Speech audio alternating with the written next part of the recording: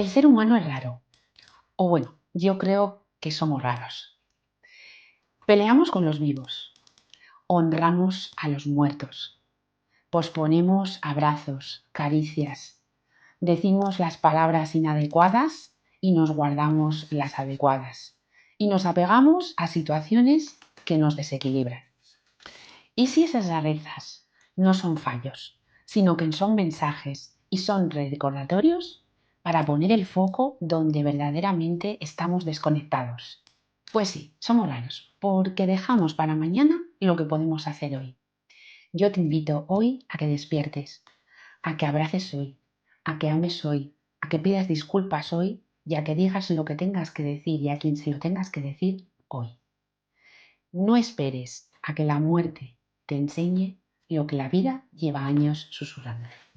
Un abrazo muy grande. Hasta pronto.